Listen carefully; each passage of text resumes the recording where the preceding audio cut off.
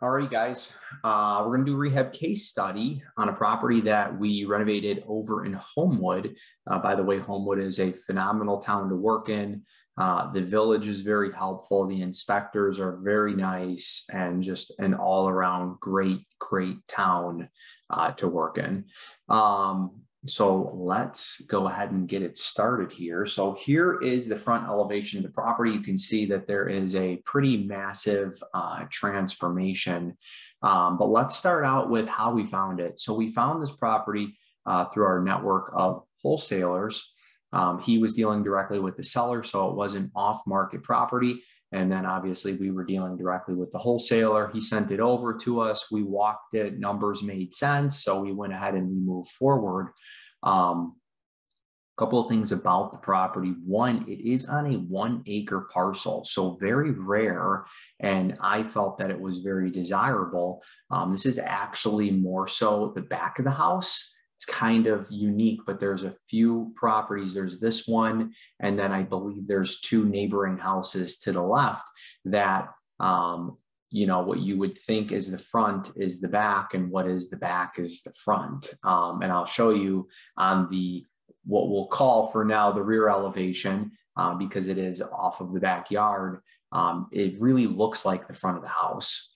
And when you are in the backyard, it is just a super nice view. It's probably about 300 feet deep lot, and probably around 70 or 80 feet wide.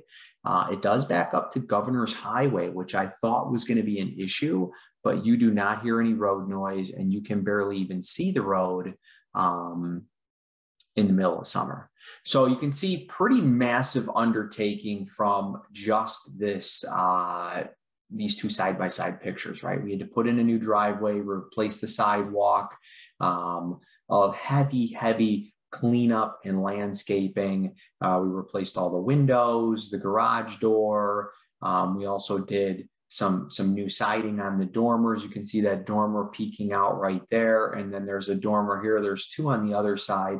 And then we raised up some of the windows. I'll show you when we get in the inside of the house as to why we did that. We also had to do some tuck pointing. We had some tuck pointing that we could not really see because of the so much growth was on the house. But you can see the difference in color right there to the mortar joints. All of this was basically tuck pointed and repaired with a new chimney cap. And then this bottom section was all cut out and replaced. I shouldn't say replaced, but reset and remortared. A little bit of tuck pointing here, and here. The one big thing, and I'll show you in the next picture, was the grading in the elevation. So we had a lot of work to do. And what we realized is that we were a lower point on the street, and we were getting a little pooling of water in the front yard right over here. And so I'll show you in a few other pictures, but we basically put all of this drainage. We routed all of the downspouts into this black hard pipe, and then it trenched to the sides of the lot line, and the lot was pitched back towards Governor's Highway. So the elevation dropped off pretty drastically towards Governor's Highway. So we pushed all the water out that way and just let gravity take it away from the house so that we wouldn't get this pooling. You can see some of the equipment that we used. So here's another good picture of when all the grading was done. We actually created a swale right here in the on the side of the garage, so that when the water, if it did rain hard enough and came up over the curb, it would hit this swale, run here, and then everything was pitched to the lot line right here. All of the downspouts were put in black hard pipe.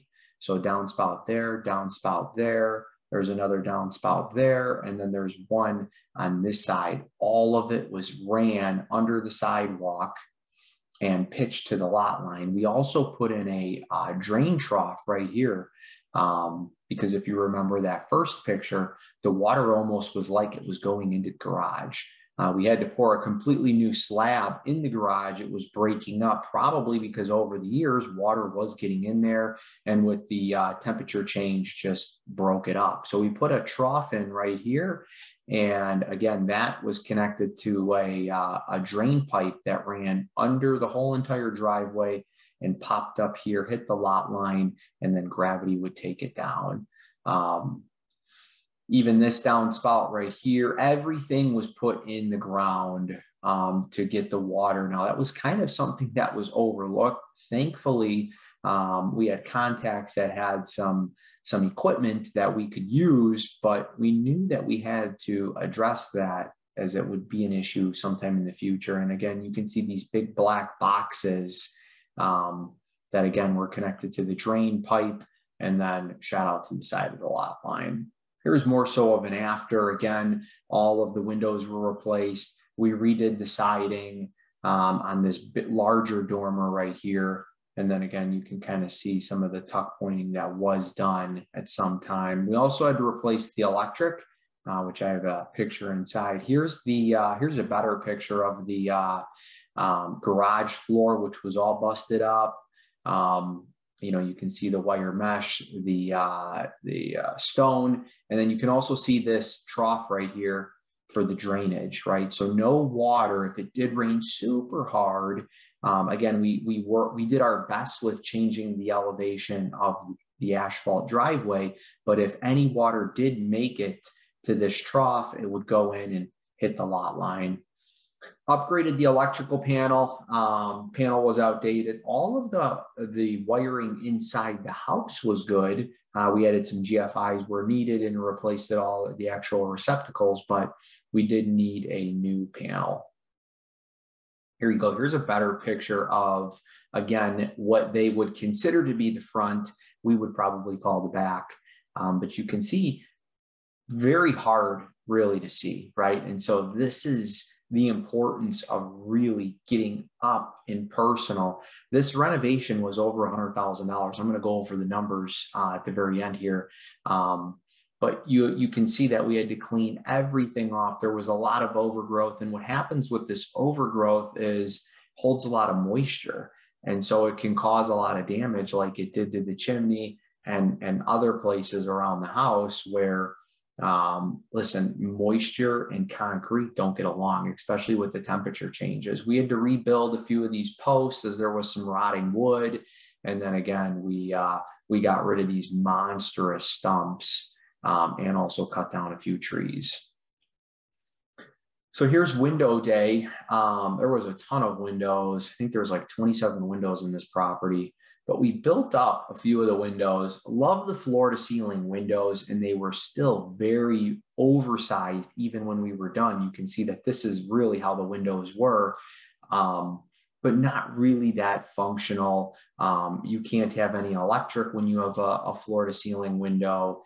And I don't really even think it's that safe, or that mom, right? Whoever's buying the property, mom and or dad, may feel that, you know, it's just not safe. So we raised it up a little bit, mainly in this family room, because the floor had a little bit of an elevation change to it. So we raised that up, we framed it, we insulated it, and then we finalized, we sided it.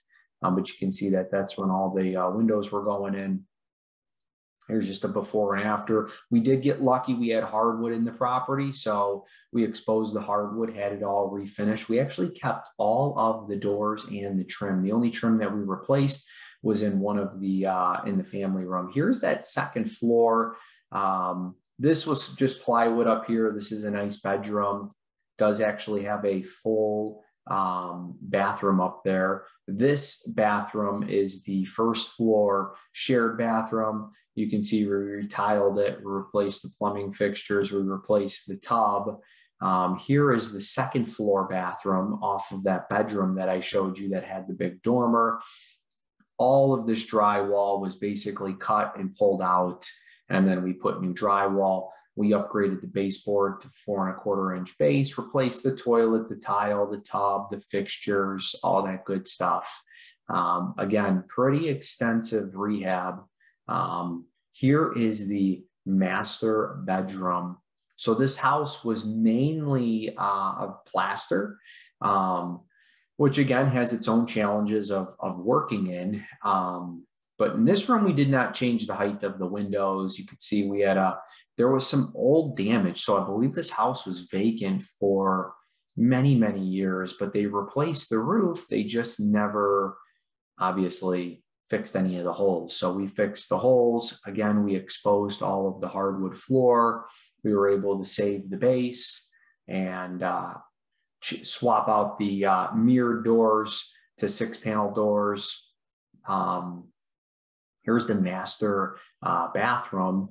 So a total remodel, and the shower was very small. The bathroom was kind of tight. We didn't really want to cut into the master bedroom. So we did our absolute best with expanding it, creating this knee wall, which I'm sure at some point in time, we were going to do it, but you can easily put glass on this knee wall and then go ahead and put your shower door. But everything in here was brand new. This bathroom was just a complete gut down to the studs.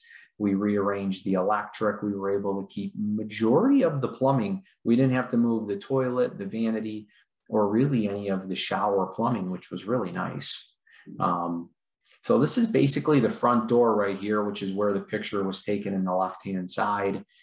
Even this floor, we had to do some self-leveling, and then we tiled this whole entire, I guess you could call it foyer or sunroom, painted the tongue and groove ceiling, and just really cleaned everything up in here. Here's the family room. Again, this floor, I believe I have a picture in the next slide, but this floor was pitched towards this fireplace. So we had to break out this hearth. We retiled, we had to self-level and retile this hearth. And then all of this flooring in the family room is all brand new. These windows were raised. There was a little bit of water damage above this window, which you can almost see. We took out the plaster crown molding. You can see all this is plaster crown molding, and we had to put in new crown, but we raised this because the sloped floors just wouldn't allow us to put the new windows back on the floor. And so we wanted to have consistency. So we raised all the windows to the same height. That also allowed us to put baseboard, new baseboard that is, in this entire room, and just really makes it look much more complete. Here's a better picture. Again, when these houses have a lot of garbage, you really need to check and make sure. We've seen that there was a little pitch on the floor, but by the time we were done, that pitch was much bigger than we originally anticipated. And they had to re-level and then install all brand new hardwood and properly lace it in so that when it's done, you never know that it was there. And again, you can see where the windows were raised up there, where we patched everything in. Here's a picture of the dining room. Again, we got lucky that it had hardwood floors. Here's the kitchen. Kitchen was pretty extensive too. We tore out this plaster soffit, really not desirable.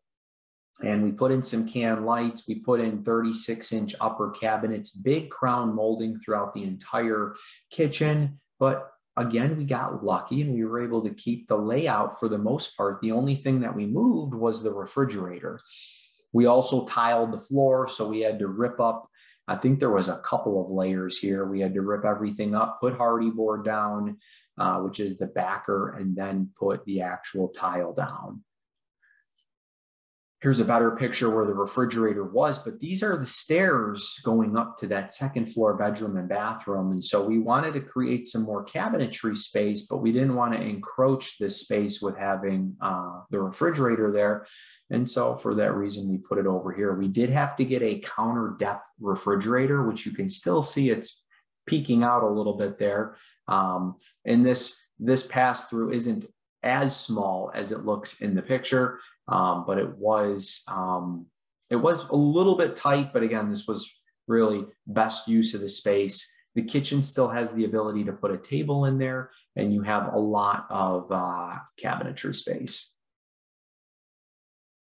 Here's the final numbers.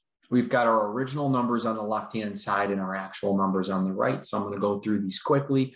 Original purchase price was $80,000. Our original rehab was $70,000. We knew that we were going to save as much as we could, but once we really got into it, it ended up costing over six figures. Our original ARV, $225,000, and our original profit was going to be $44,500. That was net profit. This was projected net profit. And you can see going to our actual numbers, the purchase price was the same. Rehab costs significantly went up. Now, luckily, we were able to really increase the after repair value. That's not always the case, though. But we did a lot to the property. And so at the end of the day, we did get lucky enough to increase that ARV. Financing costs, don't underestimate your financing costs. On this property, we used private money. So we were able to keep the financing costs down, but that was still $8,500. Closing costs, $34,000. This is the backside closing cost. Now, within this closing cost was a pretty big credit. I believe we gave a credit of $8,000. This also factors in the commissions, the tax prorations, your title insurance, your survey, all of those good old closing costs. Don't underestimate these. I would like to point out one thing. Our rehab costs did include our insurance and your utilities. So it wasn't fully rehab, which some people put into the closing costs, but for our sake of tracking the cost during the project, we actually just put everything as one. And our sale price, $268,000. Again, we did give an $8,000 credit. So really it was a net $260,000, but profit $37,500. Days held 192 days, days on market 9. So after 9 days, we were able to go under contract. I believe we closed in around 40, I think it was around 45 days, but 192 days. That was an extensive renovation. And I feel that we still got it done in a fairly quick timeline. Again, 9 days on market. So you're probably factoring in maybe close to 2 months. So you can actually see what our days for construction were. That's it, ladies and gentlemen. Again, don't miss out. We're doing a lot of these live in person. If you guys can come, we're doing rehab case studies. We're also doing fix-and-list case studies. We would love to see you there, and we would love to joint venture. If you have a property that maybe is too big for you, we can help you renovate it. We can help you raise the money. We can walk you through the property. We've done a lot of rehabs.